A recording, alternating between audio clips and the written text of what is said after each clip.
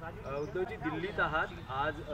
अरविंद केजरीवाल यांच्या अटकेच्या निषेधार्थ इंडिया अलायन्सने जी रॅली आयोजित केली आहे, तुम्ही सहभागी होतात, काय या रॅलीत सहभागी होण्यामागची तुमची भूमिका काय?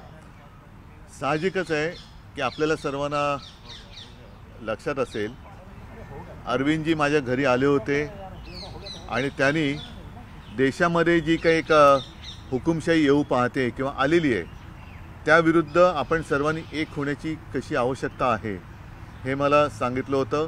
स्वतःहून आले होते, त्यांनी एक पुढाकार घेतला आणि नेमकं निवडणुकीच्या तोंडावरती जसं हेमंत सोरेनजींना अटक केली, अरविंद केजरीवालजींना अटक केली, याचा अर्थ असा की हुकुमशाही येईल अशी भीती नाही, आता हुकुमशाही आल्यातच जमा आहे। खुल्या वातावरणामध्ये निवडणुका होऊ द्यायला पाहिजेत। अनेक व्यक्ती आपण अशाही पाहतो आहोत की ज्यांच्यावरती भारतीय जनता पक्षाने आरोप करून पक्षात घेऊन त्यांच्या केसेसच बंद करून टाकल्या आणि जे लोक बोलतात त्यांच्यावरती केसेस टाकून त्यांना अटकेमध्ये टाकले जाते। तर ही काही लोकशाही चांगली आहे असं मानण्याचं लक्षण नाही आहे, हे काही लक्षण चांगलं नाही आहे। या हुकुमशाहीचा कसा सामना करणार तुम्ही? हुकुमशाहीचा सामना आम्ही जनतेसमोर जातो आहोत आणि माझा महाराष्ट्राची आता हे दौरा सुरू झालेलाच आहे। थोडंसं मी वेग हळू केला आहे तो एवढ्यासाठी कारण निवडणुकांच्या तारखा पुढे गेल्या आहे, पण जिथे जिथे जातो आहे प्रचंड गर्दी मला स्वागतासाठी उभी असते, सभेला गर्दी आलेली असते आणि सगळ्यांच्या मनामध्ये एक उद्वेग आहे, संताप आहे। ज्या पद्धतीने गद्दारी करून महाराष्ट्र विकास आघाडीचं सरकार पाडलं, गद्दारी करून सरकार स्थापन केलं आणि जे चित्रविचित्र आता त्यांचे सगळे सोबती एकत्र घेण्याचं त्यांचं काम चालू आहे ते पाहिल्यानंतर जनता वाट पाहते। भाजपनं टीका केलेली आहे की हा ठगोंका मेला आहे, ठगोंका मेला आहे अशी टीका केली आहे। हेच आहे ना, आता त्यांच्याकडचे जे ठग आहेत त्यांच्यावरच्या सगळ्या केसेस मागे घेतले जात आहेत। त्यांचं बिंग फुटल्यानंतर आता निवडणूक रोख्यांचं बिंग फुटल्यानंतर केजरीवालना अटक झाली, कारण त्याच्यामध्ये सगळ्यात मोठा लाभार्थी हा भाजप आहे आणि तो कसा लाभार्थी आहे, त्यांनी अनेक आता हे बिंग फुटले, अनेक अशा कंपन्या आहेत की एक तर त्यांच्यावरती धाडी टाकल्या गेल्या त्याच्यानंतर त्यांना निवडणूक रोखे मिळाले नाही, तर रोखे मिळाल्यानंतर त्यांना कॉन्ट्रॅक्ट मिळालेले आहे। हे बिंग फुटल्यानंतर लक्ष विचलित करण्यासाठी केजरीवालना अटक करण्यात आलेली आहे। पण एवढं सगळं असूनही महाविकास आघाडीत समन्वय दिसत नाहीये। महायुतीत तरी कुठे दिसतोय? नाही, महायुतीमध्ये समन्वय नाही म्हणून महाविकास आघाडीत समन्वय ठेवायचा नाही का? माझं काय म्हणणं आहे की तुम्ही एकतर्फी प्रश्न विचारण्यामध्ये काय अर्थ नाही आहे। निवडणूक म्हटल्यानंतर शिवसेना भाजपा युतीमध्ये सुद्धा सुरुवातीच्या काळामध्ये ह्या एक थोडं जागा वाटपाच्या आधी हे प्रकार व्हायचे, पण ज्या पद्धतीने आता हे महायुती आघाडीचं फॉर्मेशन झाले म्हणजे एक असा गोंडस शब्द होता नैसर्गिक काय म्हणायचं त्याला, गठबंधन। आता महायुतीमध्ये आहे ते किती त्याला नैसर्गिक म्हणायचं का? हे कोणतं आहे म्हणजे सगळ्या भ्रष्टाचारानं सोबत घेऊन तुमची युती तुम्ही पुढे नेता, हे नैसर्गिक आहे का? म्हणजे भ्रष्टाचार हा तुमचा नैसर्गिक गुणधर्म आहे का? तर त्याच्यामुळे पहिलं त्यांच्यामध्ये वाटेल त्याला घेऊन जी युती करतायत तर त्यांचा ताळमेळ बघा, महाविकास आघाडीचं उत्तम चाललेलं आहे ते ठीक आहे। बीजेपीच्या ट्विटर हँडलवरून जे ठगोका मेला असं आजच्या रॅलीचं वर्णन आहे, त्यात आपल्याला इंडिया आघाडीतले बरेचसे नेत्यांचे चेहरे बघायला मिळतात, पण एक चेहरा दिसत नाही, तो म्हणजे शरद पवारांचा। काय अजूनही काही? नाही, मला नाही वाटत। मुळामध्ये ही सगळी या एजन्सी ज्या भाडोत्री असतात तुम्हाला कल्पना आहे, त्यांच्या विचाराने मी काही दोष देत नाही। त्यांना जसं वरनं आदेश येतात तसं ते करतात। बीजेपीची आता ही केविलवाणी धडपड सुरू आहे। खरे ठग कोण आहेत हे निवडणूक रोख्यांचं भांडं फुटल्यानंतर लोकांच्या समोर आलेलं आहे आणि ठगोंका मेळा म्हणजे तुम्ही एक फोटो दिसत नाही आहे, उलटं त्याच्यामध्ये हे सगळे भाजपाचे फोटो दिसले पाहिजेत, कारण ठग ते आहेत, त्याच्यामुळे ठगोंका मेळा हा त्यांच्याकडे आणि राष्ट्रवादी काँग्रेसमधले सगळे मुख्य ठग मग हे त्यांच्याकडे गेल्यामुळे त्यांचा पक्ष आता मोकळा झाला। अजित पवार ठग होते, हसन मुश्रीफ ठग होते, प्रफुल्ल पटेल ठग होते आणि हे आम्ही म्हणत नाही किंवा उद्धवजी म्हणत नाही, त्यांनीच म्हटलेलं आहे। हे नरेंद्र मोदी प्रधानमंत्री सांगत होते, हे सगळे ठग त्यांनी तिथे घेतल्यामुळे कदाचित राष्ट्रवादी ठग उरले नसतील, त्यांचं काहीतरी गफलत झाली असेल, पण ठग त्यांनी होते, सगळे ठग त्यांनी घेतल्यामुळे आता आम्ही सुद्धा ठगमुक्त झालेलो आहोत। पण भूकंप मुक्त झाला रॅलीच्या निमित्तानं आलेला आहात, पण अजूनही महाविकास आघाडीत काही जागांवरून पेच आहे. पेच तर नाहीये. महाविकास आघाडीतले ऐका राहुल सांगतो. गांधी खरगे ऐका यांच्याशी नाही, चर्चा- काही आवश्यकता नाही आहे. मी तुम्हाला म्हटलं तसं की आमची जेव्हा भारतीय जनता पक्षाबरोबर युती होती किंवा असायची त्याही वेळेला एक शेवटच्या क्षणापर्यंत जागा वाटपामध्ये थोडी मी असंच म्हणेन की खेचाखेच ही व्हायची. मात्र एकदा ते शिक्कामोर्तब झाल्यानंतर सगळेजण एकत्रितपणाने एकजिन्सीपणाने काम करायचे. महाविकास आघाडीमध्ये सुद्धा आमची बोलणी 2-3 महिने झाल्यानंतर हे सगळं झालेलं आहे. त्यांनी पण आता ते समजून घेतल्यासारखं आहे आणि जिंकायच्या ईर्षेने आम्ही लढतो आहोत.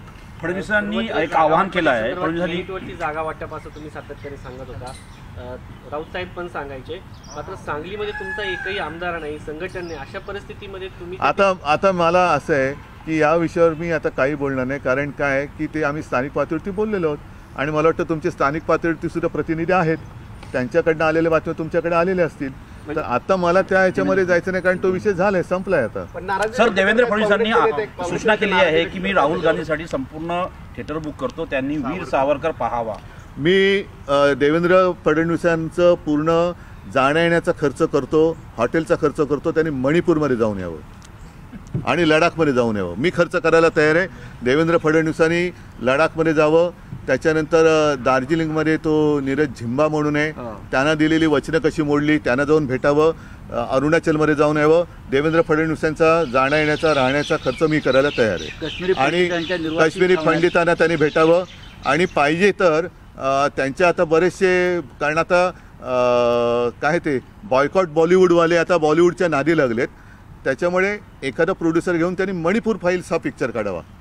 चले हिंदी बारामती सुप्रिया सुळे आणि अरे ठीक आहे चलो. हिंदी हिंदी एक मराठीत एक प्रश्न आहे. जागा वाटपावर यापुढे कुठलीही चर्चा नाही. चर्चा होणार आहे ती आता 2029 होईल.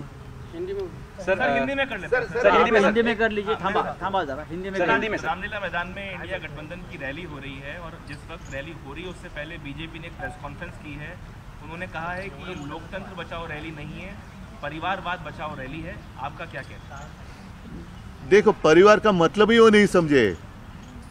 परिवार जैसे सिर्फ मेरा परिवार करके कुछ होता नहीं. परिवार की जिम्मेदारी लेने की बात होती है. परिवार की जिम्मेदारी लो. मेरा परिवार, जैसे मैंने कहा, मैं जब मुख्यमंत्री था और उस वक्त काम करते हुए कोरोना की आपत्ति आई थी तो मैंने एक संकल्पना दी थी, मेरा परिवार मेरी जिम्मेदारी. तो सिर्फ मेरा परिवार. अरे आपके परिवार में सिर्फ कुर्सी और आप है. तो परिवारवाद अभी उनके पास कोई मुद्दे नहीं रहे. उनका जो एक नकाब था वो फट गया है और इलेक्ट्रल बॉन्ड जब से खुल गया राज उनका, तो देश में सबसे भ्रष्ट पार्टी, भ्रष्ट जनता पार्टी यानी कि बीजेपी, उनका ये नया चेहरा जो असली चेहरा है वो जनता के सामने आया है. सर, बीजेपी ने ट्वीट किया कि वहाँ पे जो रामलीला मैदान में रैली होगी वहाँ पे ठगों का जमावड़ा है. तो मैंने अभी कहा ना, ये तो भ्रष्टों का पार्टी, भ्रष्ट जनता पार्टी. सारे जितने भ्रष्ट है वो साथ ले रहे हैं, तो इनसे क्या उम्मीद की जा सकती है. बीजेपी का कहना है कि अरविंद केजरीवाल के एक समय में गुरु अन्ना हजारे थे. अरविंद केजरीवाल के गुरु एक समय में अन्ना हजारे थे इसी रामलीला मैदान के अंदर, और इसी रामलीला मैदान में अब जो उनके गुरु हैं वो लालू यादव हैं. आप खुद वो कह रहे हैं कि जितने करप्ट लोग हैं, जितने करप्ट नेता हैं, वो सब एक मंच पे आज एकत्रित हो रहे हैं. तो बीजेपी के पास क्या है. बीजेपी ने जिनके ऊपर आरोप लगाए थे, कल परसों ही सीबीआई ने फाइल क्लोज किया. प्रफुल्ल पटेल, आरोप किसने लगाए थे. 70,000 करोड़ का सिंचन घोटाला, आरोप किसने लगाया था. आदर्श का घोटाला, आरोप किसने लगाया था. शरद रेड्डी, आरोप किसने लगाया था. और अभी कर्नाटका में वो गए माइन वाले ना, जनार्दन रेड्डी, आरोप किसने लगाए थे. नवीन जिंदाल के ऊपर आरोप किसने लगाए थे. तो सब ये मैं कहता हूँ कि भ्रष्ट जनता पार्टी है. तो जनता जो है, भारत की जनता वो अलग है, और ये जो है भ्रष्ट जनता. और सब परिवारवाद जो कहते हैं, तो इनको भ्रष्ट परिवार जो है वो चलता है. सर, तो परिवार के बाद अगर परिवारवाद की अगर बात करें तो आप देखो ना, जितने सारे परिवार हैं वो सारे के सारे भ्रष्ट हैं, उनके पास चले गए. तो पूरा का पूरा भ्रष्ट परिवार हो गया Janata Party Bharatiya. How do you see this BJP trying to bring all small parties like वो राज ठाकरे की, क्या मतलब. डूबने वाले को तिनके का सहारा एक कहावत है. तिनका इकट्ठा करके कोशिश करें तैरने की. अदरवाइज उन्होंने तो प्रैक्टिस की है समुद्र के तल के नीचे जाकर कैसा है देखने की। सर एनडीए की भी रैली है सर मेरठ में। अरे दिल्ली में प्रणिती शिंदे से नौकर थांबा ना जरा, एक मिक्स करू नका ना। सर एनडीए की रैली है मेरठ में, वहाँ से जो रामायण के किरदार निभाए थे राम का, अरुण गोविल जी वहाँ से उम्मीदवार हैं। दिल्लीमध्ये बोलतो पीएम मोदी उनके लिए प्रचार करेंगे मेरठ से। दिल्लीमध्ये राष्ट्रीय राजकारणावरती बोला। मतलब उनको अभी उनके पास कोई नेता नहीं रहे, कोई कार्यकर्ता नहीं रहे। सब, मैंने जैसे पहले कहा कि बॉयकॉट बॉलीवुड कहने वाली यही पार्टी थी, अब उनको बॉलीवुड का ही सहारा लेना पड़ रहा है। ये एक बदकिस्मती है उस पार्टी की। मुझे दुख है क्योंकि वो जो भारतीय जनता पार्टी थी अटल जी के समय की, वो एक विचारों की राह पर चलती थी, एक राह थी उनकी, कुछ सोच थी। तो अब वो सोच नहीं रही। जितने भी करप्ट लोग हैं उनको ले लो। जैसे मैंने अभी अभी कहा कि वो जनार्दन रेड्डी, या अभी शायद मैं नाम गलत ले सकता हूँ लेकिन इतना मुझे ये नहीं है और ध्यान में रखने लायक भी नहीं है वो नाम। सारे भ्रष्ट लोगों को साथ में लेकर, जिनको भ्रष्ट इन्होंने कहा था, भ्रष्ट तो इन्होंने ही कहा था, तो वो सारे लोग उनके मंच पे है। साहेब तुम्ही बाहेर कुठे सभा घ्यायला जाणार आहात इंडियाच्या प्रचारासाठी, महाराष्ट्राच्या बाहेरही? बघू, अजून तशी काय हे झालेली नाही चर्चा, पण आवश्यकता असली तर जाईन। पण मला नाही वाटत, सगळे नेते मजबूत आहेत प्रत्येक प्रदेशात। एकदम प्रचाराचा कोपा कधीपासून seat sharing has all seats have been finalised. कुछ रिपोर्ट्स आ रही थी कि कुछ मुंबई की सीट्स पे शिवसेना कांग्रेस में कुछ नहीं, कुछ नहीं है। और हमने पिछले 2-3 महीने लगातार हमारी चर्चा चल रही थी और अभी अभी मैंने जैसे कहा कि एक आखिरी पल तक कोशिश की जाती है हर पार्टी से, और स्वाभाविक है, हर सबको लगता है कि मेरी पार्टी आगे बढ़नी चाहिए, वो मानता हूँ। लेकिन जब चुनाव जीतने की संभावना अगर हम सोचते हैं तो उस वक्त वो निर्णय लेना पड़ता है, और इसलिए हमने सोच समझकर हमने उम्मीदवार की लिस्ट डिक्लेयर की है, और जो 2-5 है वो आने वाले 1-2 दिन में डिक्लेयर करेंगे। कल प्रफुल्ल पटेल जी को क्लीन चिट दी गई, उनको काफ़ी सारे घोटाले के आरोप थे। तो जिन्होंने आरोप लगाए थे उन्होंने प्रफुल्ल पटेल की माफ़ी मांगनी चाहिए, और मनमोहन सरकार की, और मनमोहन जी की, क्योंकि उन्होंने जिन्होंने आरोप लगाए वो असलियत में वही दोषी है। चलो चलो, हाँ चला, थैंक यू। चलो, थैंक यू। तर नुकतीच उद्धव ठाकरे यांनी दिल्लीतून पत्रकार परिषद घेतलेला आहे। मवियाचं सरकार गद्दारीनं पाडल्याचा आरोप त्यांनी केलेला आहे।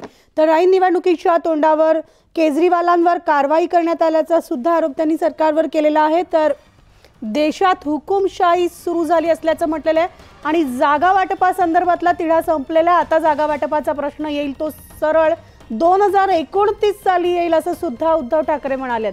आज महाविकास आघाडीची आणि काँग्रेसच्या घटक पक्षांची दिल्लीमध्ये बैठक होणार आहे आणि या बैठकीच्या निमित्तानं उद्धव ठाकरे आज दिल्लीत उपस्थित आहेत।